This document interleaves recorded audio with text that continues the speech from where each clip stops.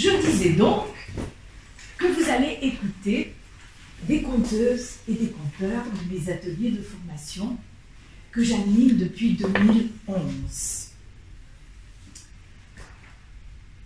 Écouter, ça veut dire ouvrir ses oreilles. Et pour commencer, est-ce que vos oreilles sont bien installées? Est-ce qu'elles sont bien assises? Parce que des oreilles mal assises, mal installées, ne peuvent pas écouter les histoires. Vous êtes bien installés? Ça va? Alors, partons en voyage dans le pays des contes. À la fin, nous ferons une séance de questions de votre part, de réponses peut-être de la nôtre quand nous pourrons vous répondre. Et nous partagerons le verre de l'amitié. Je disais donc, ouvrez vos oreilles. Laissez les histoires pénétrer dans votre corps et dans votre cœur. Madame, si je peux vous suggérer, il y a une place juste devant. Merci, venez, venez. Je vous assure qu'on ne va pas vous demander de raconter.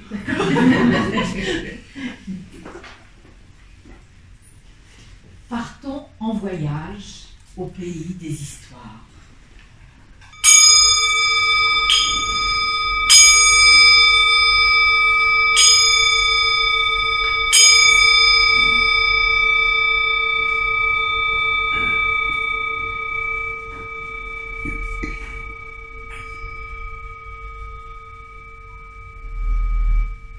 Un lac qui baigne le pied d'une montagne.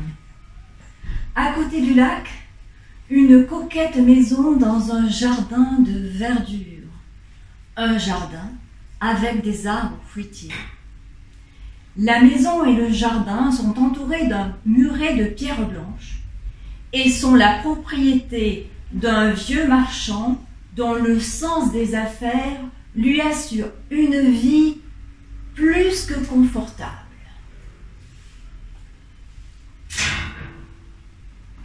Il y a dans le jardin un grand cerisier qui dispense une ombre généreuse. En été, le marchand, le propriétaire des lieux, fuit l'étuve de sa maison pour aller profiter de l'ombre de son cerisier.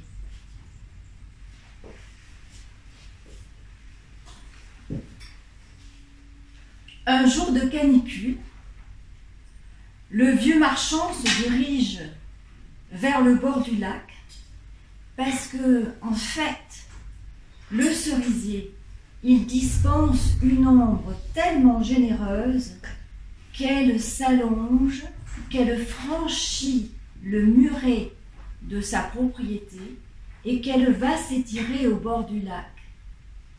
Et là, en été, notre marchand, le propriétaire des lieux, eh bien, il passe de longues heures, bercé par la brise, le murmure des eaux et des oiseaux, et le regard captivé par le reflet de la montagne dans le miroir du lac. Un jour de canicule, il se dirige vers le bord du lac et il voit qu'il y a quelqu'un à sa place. Oh! Ben ça peut être qu'un étranger. Ah oui, dans le coin, personne n'aurait osé s'asseoir là. Il apostrophe l'étranger. « Fichez-moi le camp d'ici, c'est ma place !» L'autre tourne la tête. « Votre place ?» Mais Ce n'est pas un lieu public ici? Oui, mais c'est l'ombre de mon cerisier. Elle m'appartient. Allez, oust! L'étranger se lève et sort de sa poche une bourse. Ah! La musique de pièces qui tintent sur l'esprit du marchand. Vendez-la-moi, propose l'étranger. Comme ça, je pourrais rester ici. Oui, d'accord, dites à elle d'argent. L'étranger accepte, ne négocie pas le prix, mais demande que l'acte de vente soit rédigé, par écrit bien sûr, et en double exemplaire. Ce qui est fait, le marché est conclu, et l'ombre est payée comptant. Il n'y a pas d'autre arbre sur cette rive du lac. Donc le marchand retourne dans son jardin et là, il doit se contenter de l'ombre d'un abricotier. Ah, l'ombre de l'abricotier, elle est beaucoup moins fraîche que celle du cerisier. Et puis elle ne s'étire pas jusqu'au bord du lac, celle-là. Mais le marchand est content, il a fait une très très bonne affaire. Quelques heures plus tard, il voit l'étranger qui franchit le portail de sa maison et s'installe dans le jardin. « Fichez-moi le camp d'ici! Je vous ai vendu l'ombre de mon cerisier, pas mon jardin! Allez, oust !» Mais regardez où je suis assis. En effet, sur l'ombre du cerisier. Le marchand prend ses affaires, détale dans sa maison et il claque la porte. Quelques heures plus tard, l'étranger est assis sur la terrasse de la maison, où se trouve alors l'ombre du cerisier. Le manège dure plusieurs jours. Bord du lac, jardin, terrasse. Et un soir, l'étranger enjambe la fenêtre du salon et s'assoit sur le fauteuil où l'ombre a élu domicile. Oh, le marchand est furieux. Mais fichez-moi le camp d'ici, je vais vous faire jeter dehors par mes domestiques. L'étranger sort le contrat de sa poche, le déplie et le lit à voix haute. Et il ajoute que s'il ne peut pas bénéficier et jouir de son bien, eh bien il portera l'affaire en justice. Le marchand reste quoi? Il part dans sa chambre où il se barricade et il attend patiemment que la nuit éteigne l'ombre du cerisier.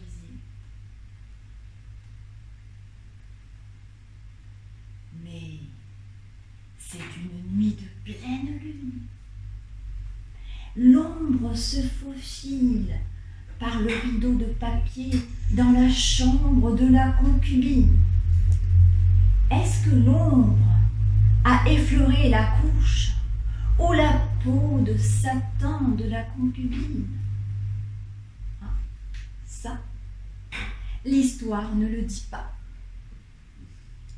Mais toujours est-il que quelque temps plus tard, immanquablement, tous les matins, l'étranger était dans la chambre de la concubine où le soleil levant projetait l'ombre du cerisier. Alors là, le Max marchand, il est furieux. Les voisins se moquent de lui. Alors c'est lui qui porte l'affaire en justice. le magistrat trouve l'affaire juridiquement fort intéressante, mais extrêmement délicate. L'affaire est mise en délibéré. Et finalement, le tribunal décide que l'acte de vente de l'ombre est parfaitement recevable et que la propriété est imprescriptible et sacrée. Il donne donc par conséquent raison au propriétaire de l'ombre, condamne l'autre partie aux dépens et à payer une forte amende chaque fois que l'autre partie ne pourra pas jouir de son bien. Notre marchand, le lendemain, quitte précipitamment sa belle maison au bord du lac et il va vivre dans la maison en ville où habite son épouse légitime. Celle-ci, devant la folie de son mari, prend les affaires du foyer en main et ne veut plus entendre jamais parler de cette maison au bord du lac. Eh bien, quelques années plus tard, l'étranger occupe la maison et il en devient le propriétaire légal. Quant à la belle concubine, abandonnée dans les murs de la maison, eh bien, elle épouse l'étranger. C'est ainsi que, pour gagner quelques petites pièces d'argent, le marchand perd et sa belle maison et sa jolie concubine qu'il avait achetées toutes deux à prix d'or.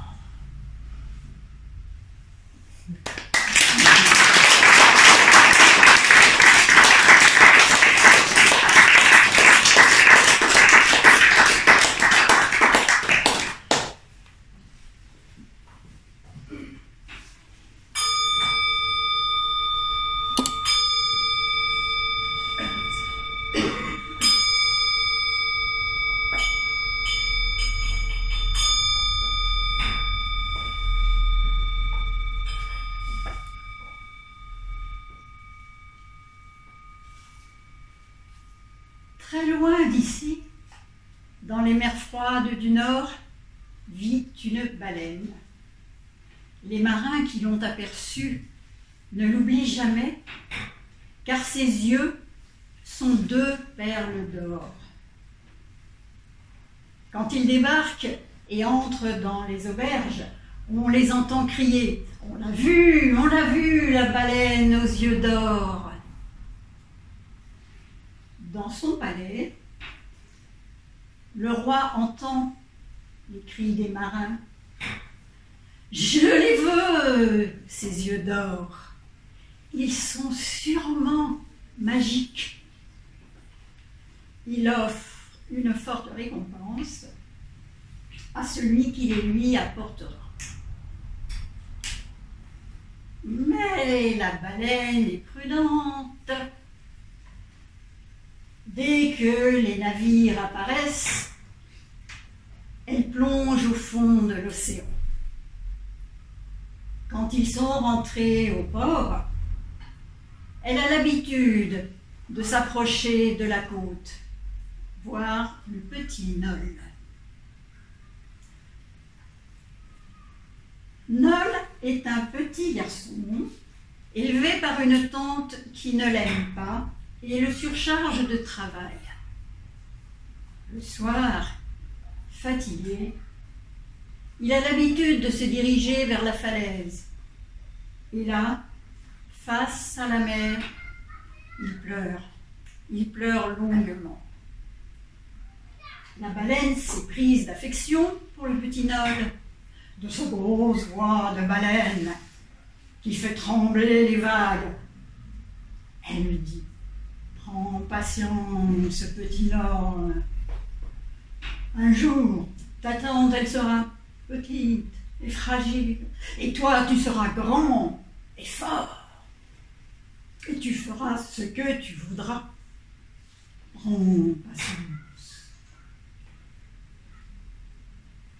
Un soir, la tante suit le petit Nol, intriguée. Quand elle voit les yeux d'or, je les veux pour moi. Je vais être riche. Et je crois que je viens de trouver le moyen de me débarrasser de mon neveu. Le lendemain, elle se rend au palais, demande à voir le roi. Majesté, si je vous apporte les yeux d'or, est-ce que, en plus de la récompense promise, vous accepteriez de prendre en charge mon neveu et de le loger au palais? Oui, je te le promets. À son réveil, le petit Nol a la surprise de voir sa tante souriante avec un grand bol de lait fumant. Petit Nol, si tu le veux, c'en est fini pour nous d'avoir froid, d'avoir faim, de dormir sur un matelas de fougères. On va prendre les yeux de la baleine. Je suis sûre que ça ne lui sert à rien et ça ne lui fera pas mal. Mais, ma tante, ce sont les yeux de la baleine. Je ne veux pas qu'on lui prenne ses yeux. Non, je préfère rester pauvre. Oula, mais tu en fais des histoires, puisque je te dis qu'elle n'aura pas mal. Ah non, c'est pas possible. Non. La tante enserre le petit Nol dans ses bras. Quand je pense à tout ce que j'ai fait pour toi, c'est moi qui t'ai recueilli à la mort de tes parents. Mais c'est moi qui t'ai nourri et qui t'ai soigné avec tant d'amour quand tu étais malade. Et toi, tu ne veux même pas que je dorme dans un vrai lit?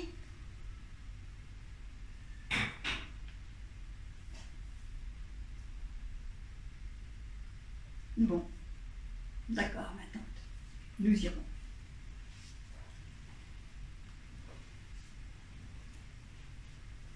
Le soir, la tante et le Nol se dirigent vers la falaise. Les soldats du roi y sont cachés, la tante l'avait demandé au roi, avant de le quitter le matin même. Baleine? Baleine!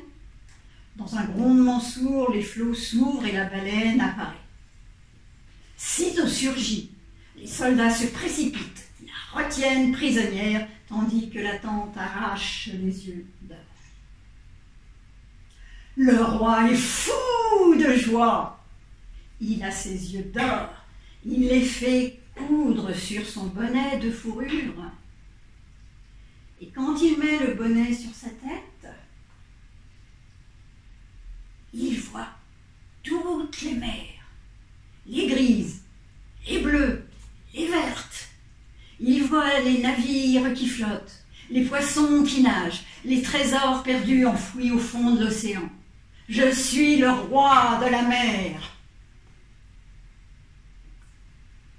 Dans le palais où il réside désormais,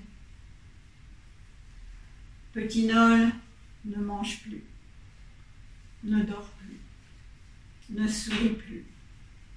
Quand il regarde le bonnet du roi, il lui semble voir les yeux pleurer et son cœur se serre. Il pense à la baleine, son cœur se serre si fort.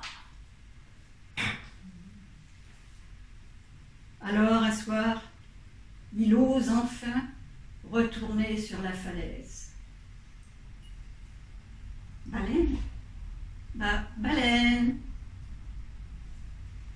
Les flots s'ouvrent en deux, la baleine surgit. Baleine? Comment vas-tu, baleine? Oh, petit Noël, ouvre-moi mes yeux. Il me semble qu'il me regarde tandis que moi, aveugle, je me fracasse contre les vagues. Rends-moi mes yeux.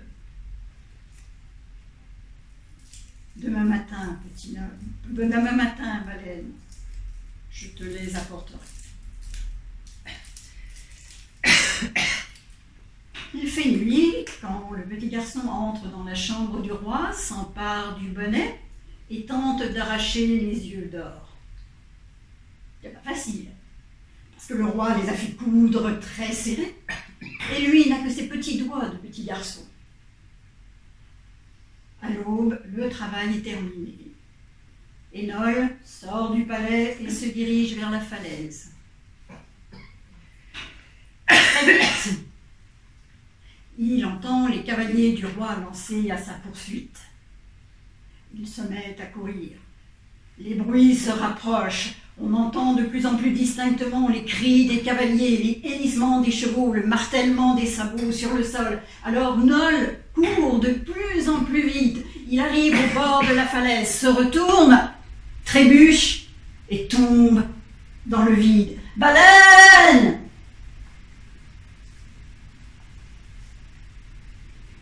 Quand les cavaliers arrivent, on ne voit plus que les flots qui viennent mourir au pied de la falaise. Et l'on n'entendit plus parler du petit Nol. Quoique, certains disent que les marins, quand ils entrent dans les auberges, chutent tout doucement pour que le roi n'entende pas. On l'a vu, le petit Nol, comme il semblait heureux, souriant, riant et s'amusant, assis sur le dos de la baleine aux yeux d'or.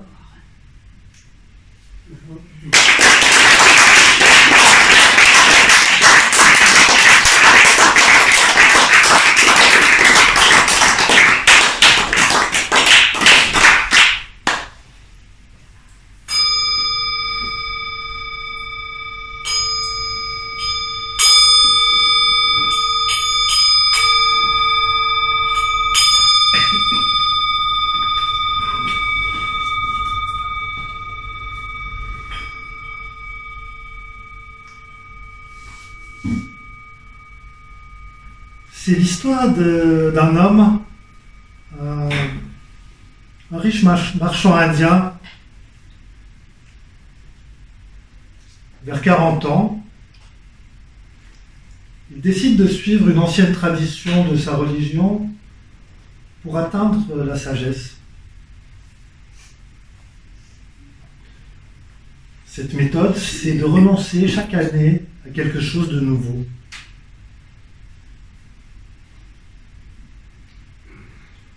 Pour lui, la première année, c'est évident. Je vais renoncer à ma fortune. Je ne garderai que ce qui m'est nécessaire. Et ce fut plus facile qu'il l'avait pensé. La deuxième année, il renonce à sa voiture. La troisième, il renonce à son chauffeur qu'il avait payé pour rien pendant une année.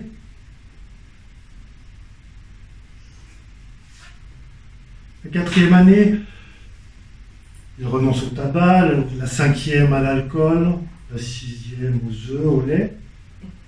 Et comme ça, chaque année, il renonce à quelque chose de nouveau. Une année, ce fut difficile et il voulait renoncer aux pensées coquines. Mais on sait bien que dès qu'on essaye de ne pas penser à quelque chose, c'est justement là que ça nous vient. Donc ça lui prit 2 ans.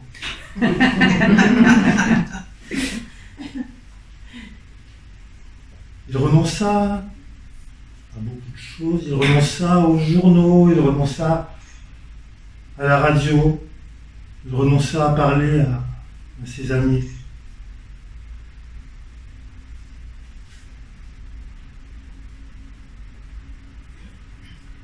ont perdu sa trace. Quelques années passent, et un de ses amis voit arriver une très belle décapotable jaune canari, volant à un homme en costume bleu pétrole, la classe, à côté une très belle femme en rouge. Et il n'est pas sûr, mais il se dit, Vishna, mais c'est bien toi? Oui, c'est moi, je suis revenu. Mais explique-moi, que s'est-il passé? Enfin, est-ce que tu as renoncé à ta quête de sagesse? Ah non, pas du tout. Mais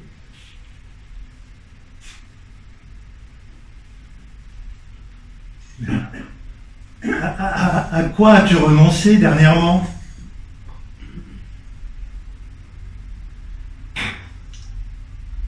Je vais te dire à quoi j'ai renoncé. J'ai renoncé au renoncement.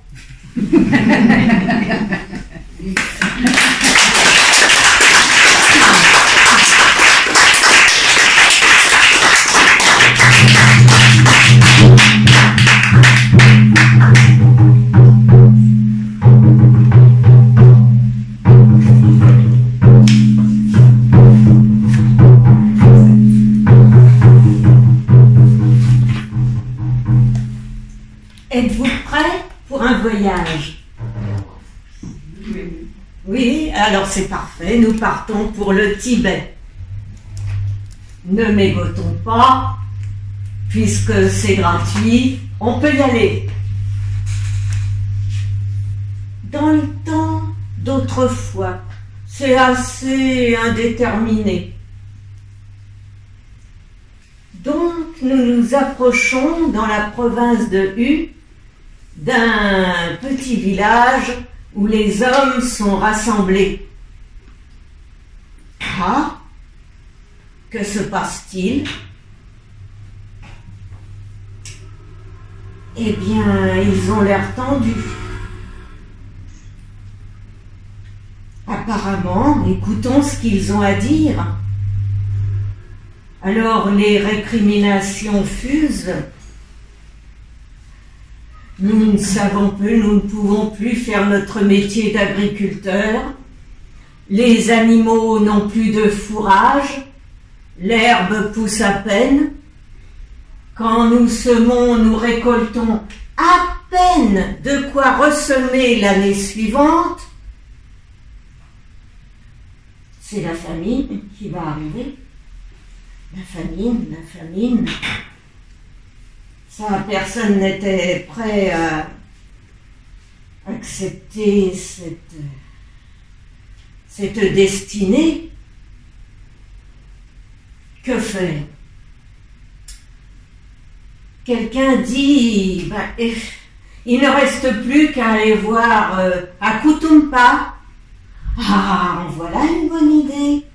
Akutumpa, c'est un sage qui vit dans une grotte à l'écart et que chacun va voir quand il a des ennuis.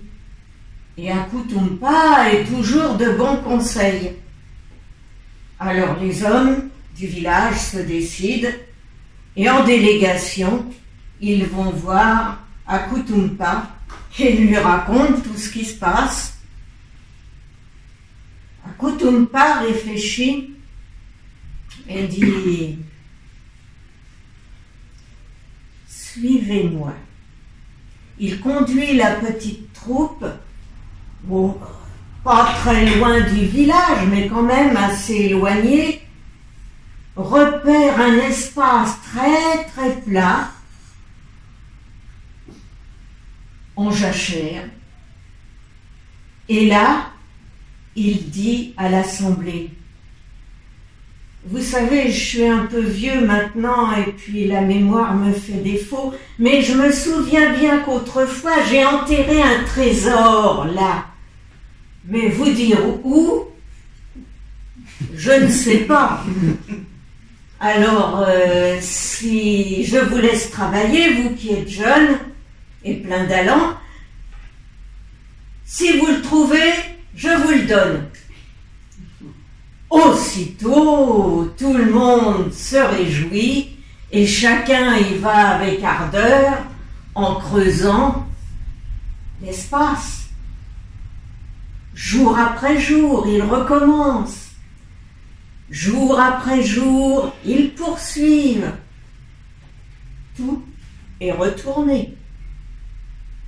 Alors ils appellent « Akutumpa, viens voir !» Akutumpa. Akutumpa arrive. Tu nous avais promis un trésor, nous avons fouillé partout, il n'y a rien. Akutumpa prend une poignée de terre meuble et dit « Oh, ben je suis sûr que c'est là que je l'ai enterré, mais ça doit être beaucoup plus profond. Il suffit de creuser davantage. » Alors là, l'énergie revient et on invite les femmes, les enfants, les vieillards à participer. Le mathématicien du village vous découpe le terrain en carrés. Chacun est nommé responsable d'un carré et à chacun de fouiller. Et il creuse et que je te creuse et que je te bêche. C'est fatigant. C'est fatigant. Alors que, au bout d'un moment, quand chacun se repose un petit peu, Akutumpa arrive avec son panier dans le dos, comme on porte les paniers là-bas au Tibet. Et dedans, il sort une grosse pierre blanche qu'il va déposer au milieu du champ. Et il appelle tout le monde. « Venez, venez, venez! Il est là, le trésor! » Tout le monde accourt. S'étonne. Comment tu nous as fait chercher un vulgaire bout de rocher? Je n'ai pas autre chose à vous offrir, dit Akutumpa de sa voix chenue. Alors une rumeur commence à enfler du fond de l'assemblée, une rumeur qui devient de plus en plus menaçante. Nous avons trimé, labouré pendant des jours, tout ça pour une pierre, et nous sommes aussi pauvres qu'avant. Ah, rassurez-vous, dit Akutumpa. Il suffit, vous avez labouré comme il convient tout cet espace, détournez un peu l'eau de la rivière pour irriguer le champ, semez du blé et de l'orge, et vous verrez. Tout le monde écoute les conseils, on détourne par un petit canal l'eau de la rivière qui vient irriguer le champ, on sème l'orge, on sème le blé, et à l'automne, la récolte est magnifique. Et mesdames, messieurs, c'est depuis ce temps qu'au Tibet, quand un laboureur a terminé son labour de printemps, il place au milieu du champ une pierre blanche en souvenir d'Akutumpa.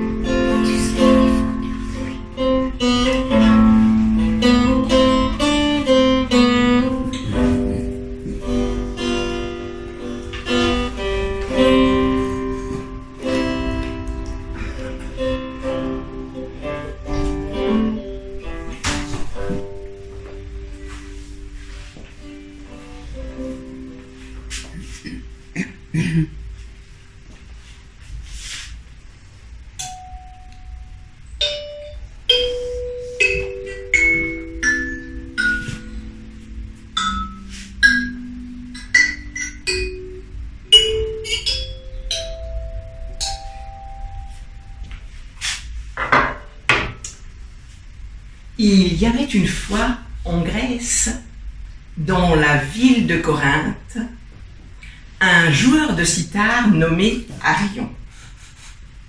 Il vivait à la cour du roi Périandre.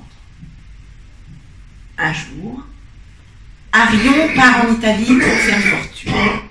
Il gagne beaucoup d'argent. Il décide de rentrer à Corinthe. Le navire l'Albatros le prend à son bord. Les marins savent qu'Arion est devenu riche. Très riche. Ils tentent de le jeter par-dessus bord pour s'emparer de ses biens. Je vous en supplie, laissez-moi l'abisseau et je vous laisse tout ce que je possède.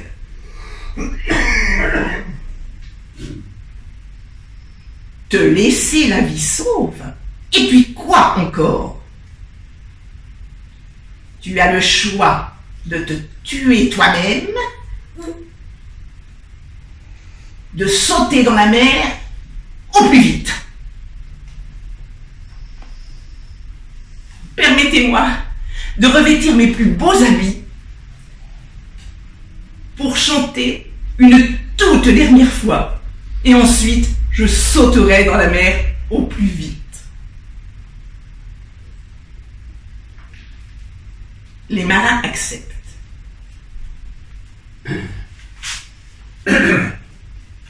Arion se met à chanter au son de sa cithare.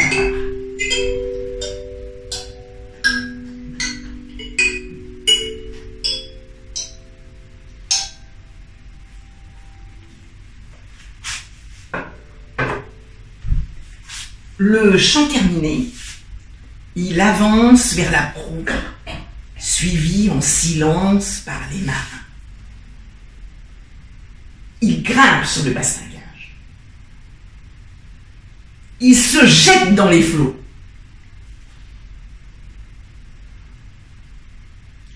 Attiré par la mélodie, dans une gerbe d'écume, apparaît un dauphin.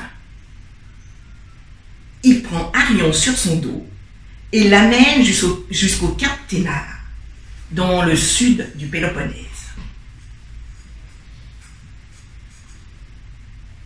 Arion poursuit son chemin jusqu'à Corinthe. Enfin, il arrive à la cour du roi Périandre. Il lui raconte comment il a été à 2 doigts de mourir. Il réclame justice. Arion ne croit pas un mot de l'histoire. Périandre ne croit pas un mot de l'histoire. Il met Arion sous la bonne garde de ses hommes. À leur tour, les marins arrivent à la cour de Périandre. Il leur demande: avez-vous des nouvelles d'Arion? Oui, il vit en Italie, en bonne santé, riche et heureux.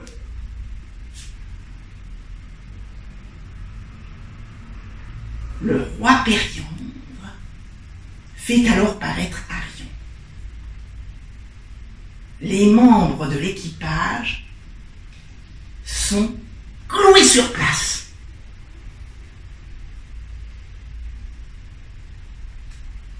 Vous, assassins et voleurs, mais aussi menteurs, vous subirez les derniers supplices. Toi, Arion, je te rends ta liberté, mais ta fortune restera sous ma bonne garde. Parfois, dans les cieux étoilés apparaît la constellation du Dauphin. Au cap Ténare trône une statue d'Arion et de ce mammifère marin qui a sauvé bien des vies humaines.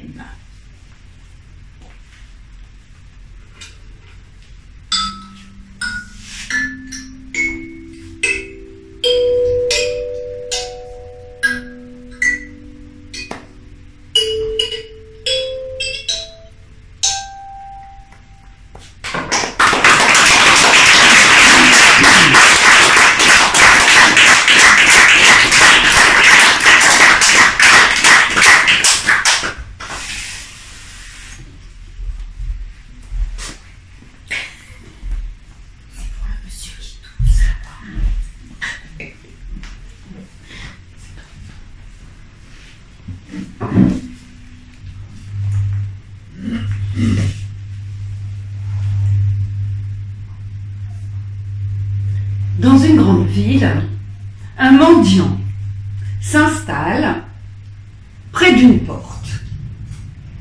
Un endroit idéal qui l'abrite des intempéries avec un petit recoin.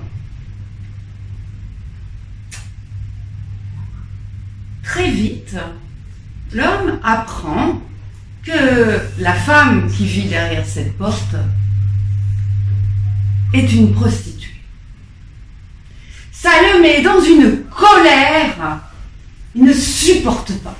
Il invective les passants. Vous supportez ça, vous? Vous savez quel genre de femme vit là? Une femme de mauvaise vie. Oh là, monsieur, si vous n'êtes pas content, changez de place. Il interpelle des gendarmes qui passent. Non, c'est pas tolérable. On ne peut pas laisser cette femme faire commerce de sa chair comme ça ici. Mais monsieur, ce commerce n'est pas interdit dans notre ville, nous ne pouvons rien faire. Il est violent. Il cogne contre les murs. Il cogne contre la porte. Il envoie des coups de pied. Pas un jour ne passe sans qu'il insulte cette femme, sans qu'il la menace.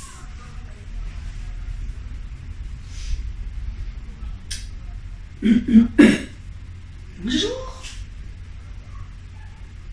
il est assoupi. Il entend cling, une pièce qui tombe dans son bol. Et ça se reproduit de plus en plus souvent. Certains hommes qui vont et viennent par cette porte prennent l'habitude de laisser une pièce en sortant. Les insultes cessent. Les coups dans la porte aussi. Le mendiant se calme. Face à ce changement de comportement, d'humeur, les voisins le surnomment en cachette le proxénète.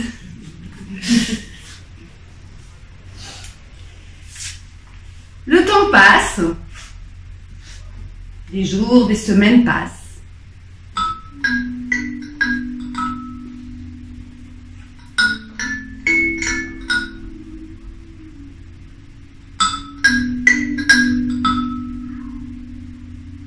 Jusqu'au jour où un camion vient se garer juste devant la porte.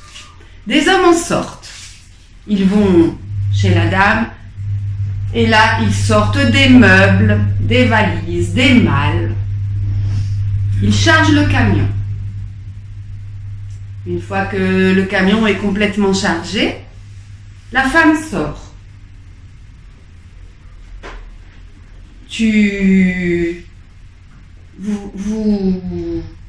Vous partez?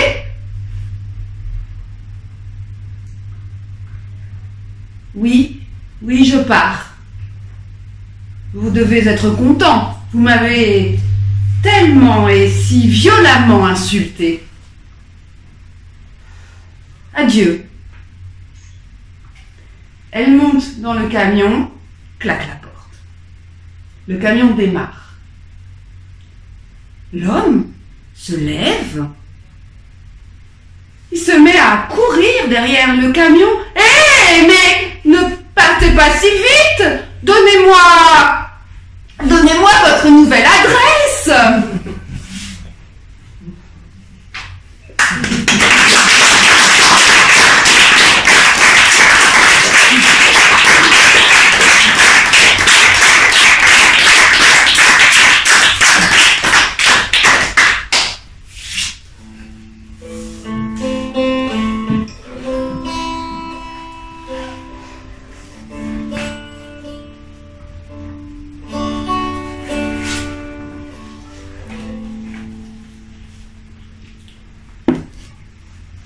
Vous vous souvenez de l'histoire d'Akutumpa?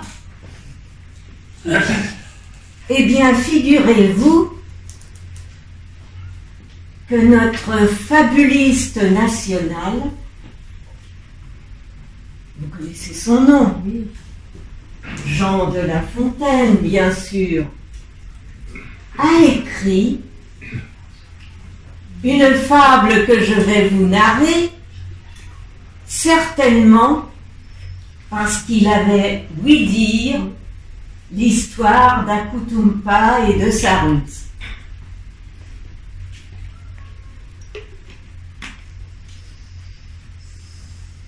Nous sommes au XVIIe siècle, alors un peu de respect. Un riche laboureur, sentant sa mort prochaine, fit venir ses enfants, leur parla sans témoin. Gardez-vous, leur dit-il, de vendre l'héritage que nous ont laissé nos parents.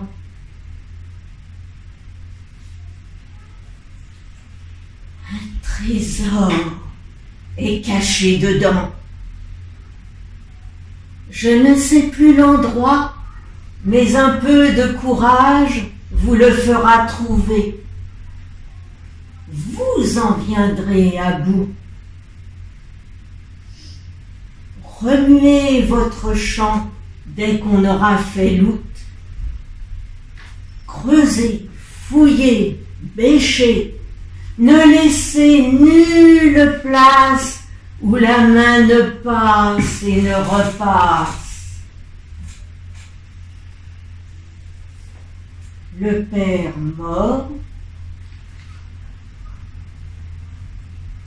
les enfants se mettent au travail.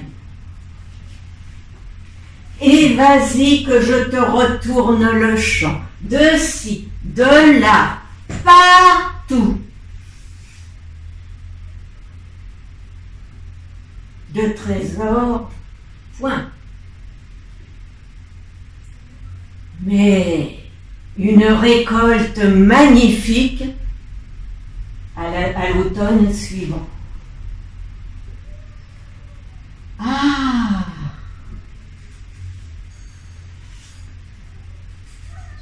C'est D'argent, point de caché. Pas de caché, je vous l'ai dit. Hein. Point d'argent. Mais le père fut sage de leur montrer avant sa mort que le travail est un trésor.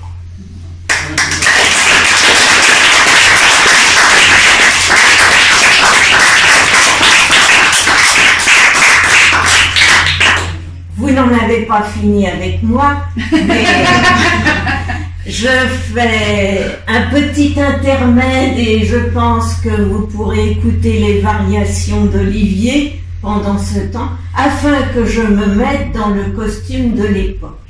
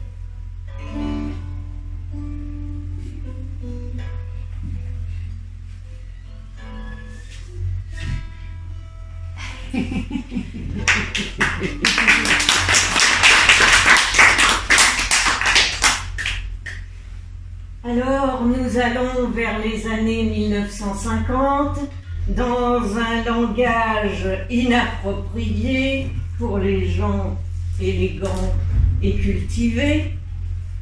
Et voici, après le laboureur et ses enfants, le glaiseux et seigneur. Un glaiseux plein aux as et sur le point de calancher, fit rappliquer ses lardons et leur jeta en loose dés. Et les mecs, il y a des tunards et des fafios qui sont planqués.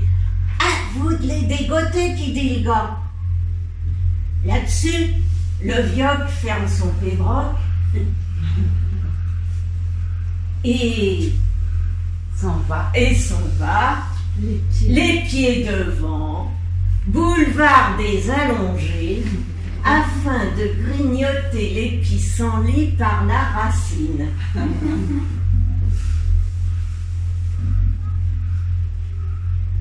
En deux coulées gros, l'ignare radine au boulot, et d'Ator, et d'Autor, et d'Affur, et dans tous les coins sto, ils en foutent un bon coup, comme des mecs à l'ardresse.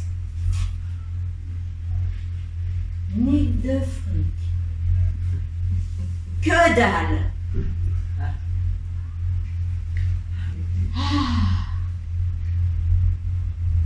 Quel mytho, ce daron.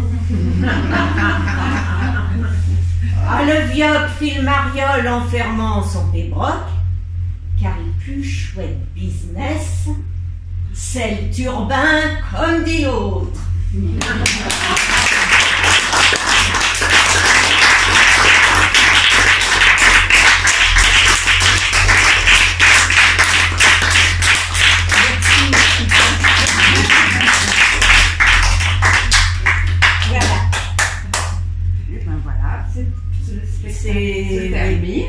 J'ai terminé avec un conte qui a fait plusieurs petits quand même. Vous savez tous? Oui.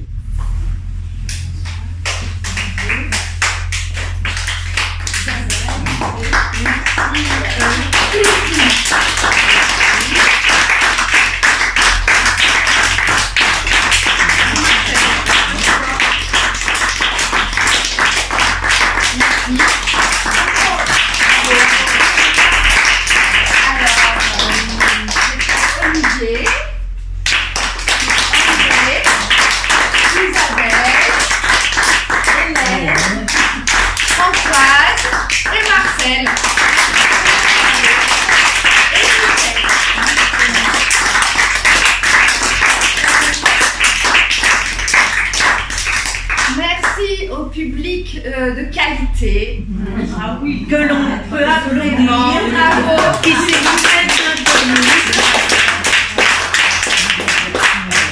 merci à Emmanuel de filmer, merci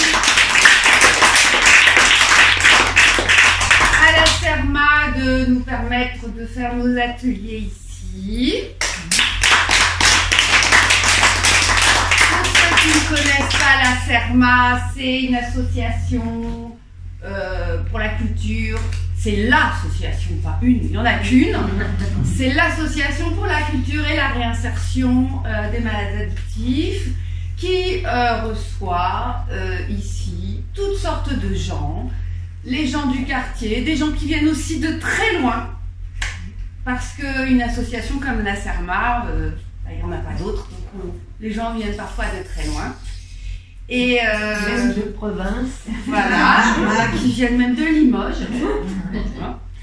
Et on fera passer un chapeau pour la CERMA, justement. Tout ce qu'on récolte, on le donne à la CERMA. Et voilà, et surtout, merci à Michel d'être là depuis des années.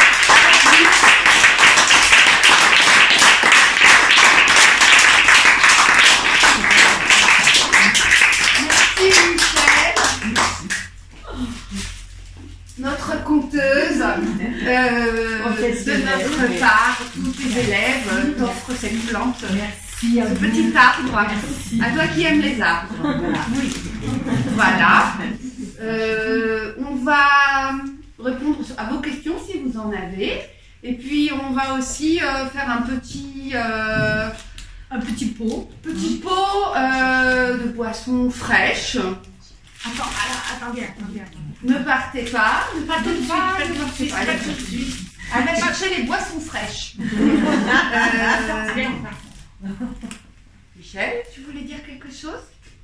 Eh bien oui, on a proposé à ces messieurs dames de nous poser des questions. Oui. Et donc je voudrais que tous les compteurs soient là pour répondre. Parce que c'est pas forcément moi qui vais travailler. Oui. Hein? Alors, est-ce que vous avez des questions? Ils n'ont pas de questions. On n'est pas obligé d'avoir des questions. Alors, mais des questions. Ou des remarques. Enfin, j'aimerais bien, est-ce que c'est vous qui enseignez, enfin, entre guillemets, Pourquoi guillemets? Peut-être que le mot enseignement est peut-être trop rude en fait. Formation, ouais. Qui formait les gens C'est vrai. J'enseigne parfaitement avec des méthodes complètement qui ont été mises à l'expérience, qui ont donné des résultats extraordinaires depuis des siècles, c'est-à-dire au fouet. D'ailleurs, elles sont des marques. Hein. Oui, j'apprends aux gens à raconter. Et qu'est-ce que c'est raconter? Hélène, tu peux te répondre à ma question? Alors, l'idée c'est de raconter, de s'approprier un texte, surtout pas de l'apprendre par cœur, de se l'approprier dans sa structure, dans son histoire, et après le raconter avec ses mots et avec son corps. Avec ses tripes. Voilà, de trouver une histoire qu'on aime et d'avoir envie de la raconter, de la transmettre, en essayant de la raconter vraiment du centre de soi, de la donner à partager avec plaisir. Pas mal. C'est bien.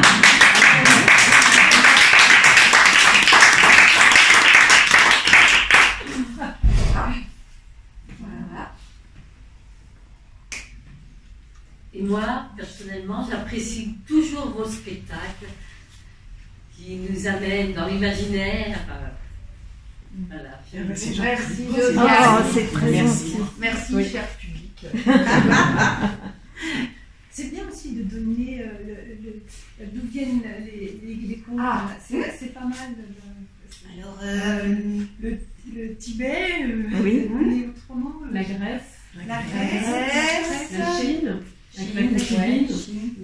L'ombre du cerisier. Oui. C'est chinois. Je pense qu'elle est chinoise à cause des tailles d'argent. Ah, Mais elle a été racontée, c'est une monnaie chinoise, je pense. Et elle a été racontée, racontée, et voilà, et après je l'ai récupérée dans un recueil de contes de France. Et toi, c'est Le mien, ça sort d'un recueil de contes d'Emmanuel Carrère, c'est ça? Jean-Claude Carrière. Je pense qu'il fait des recueils qu'il prend dans tout le monde. Je pense qu'il y a un conte indien, a priori, vu l'endroit où il se passe. Mais voilà, il a écrit plusieurs recueils Le cercle des menteurs. Le cercle des menteurs. Un et deux. Et le cercle des philosophes aussi. Mais c'est marrant que la façon dont ces contes voyagent et se transforment, mais après, chacun peut s'y les approprier.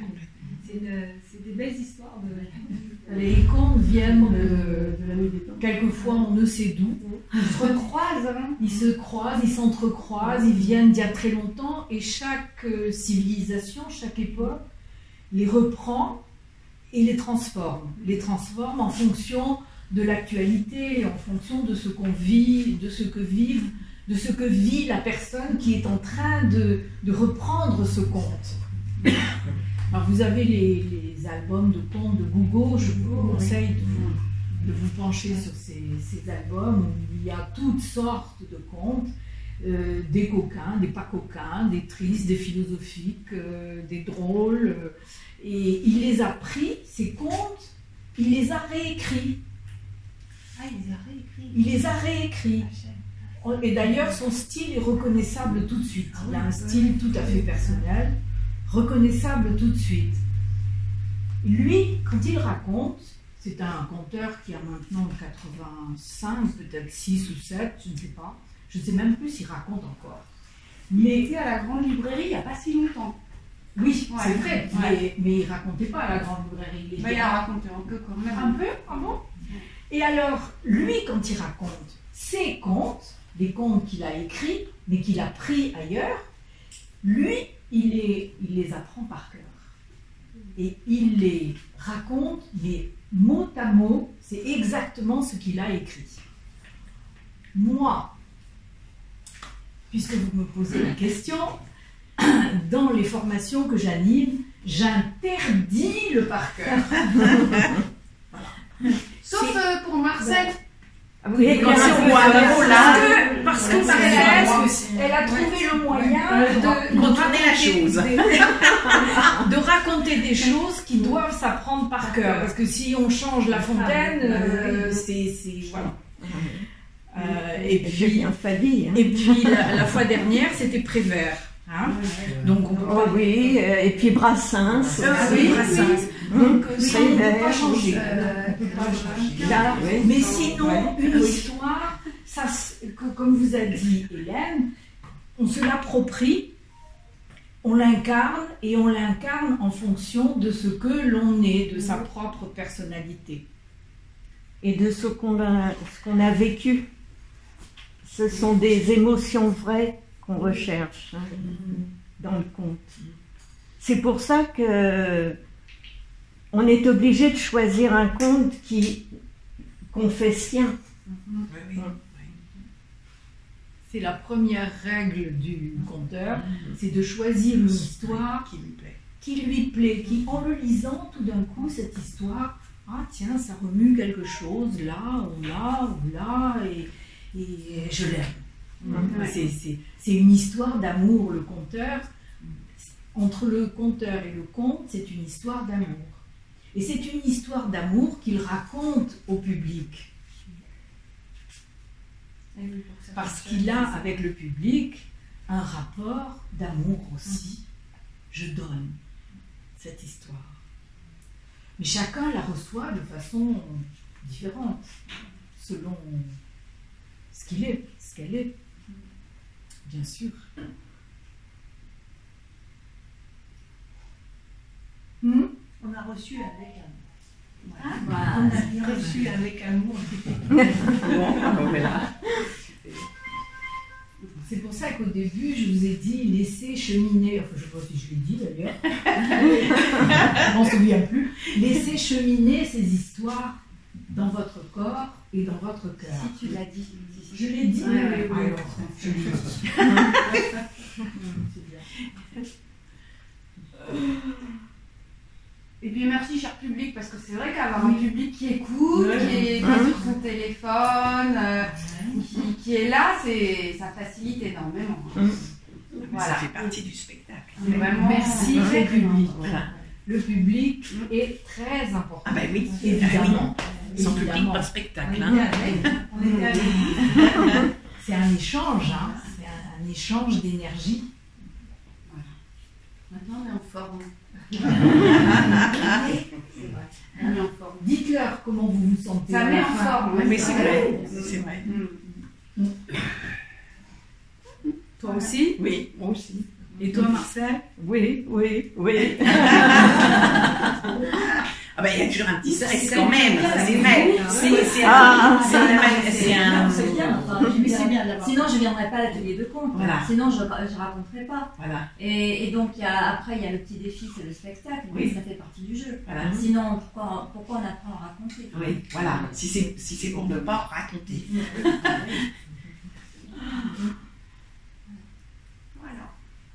Voilà, alors s'il y en a parmi vous qui aimeraient apprendre à raconter, dans l'immédiat, j'organise un stage de conte cet été dans les Cévennes, du 20 au 27 août. Alors, vous avez des flyers qui sont posés sur la table ronde là, en sortant, donc si vous voulez les prendre, vous les prenez.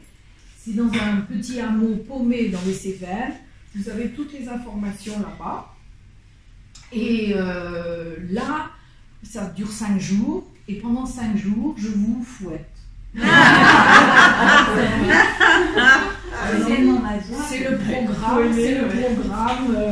Et en général, ils repartent ravis. Je ne sais pas pourquoi, mais ils repartent ravis. Voilà, donc ça c'est dans l'immédiat assez proche. Et puis dans l'immédiat encore plus immédiat, je m'occupe aussi des arbres, et en particulier de ceux du parc des Buttes-Chaumont.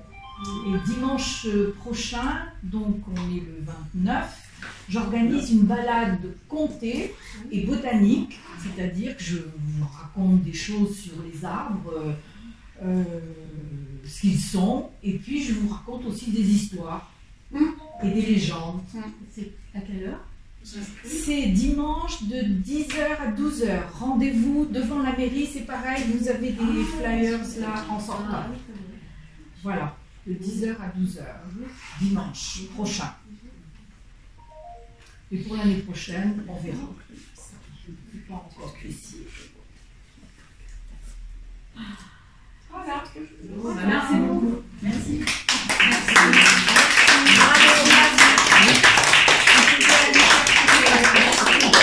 Vous les avez montés, ben maintenant on va les chercher. Descendez-les maintenant.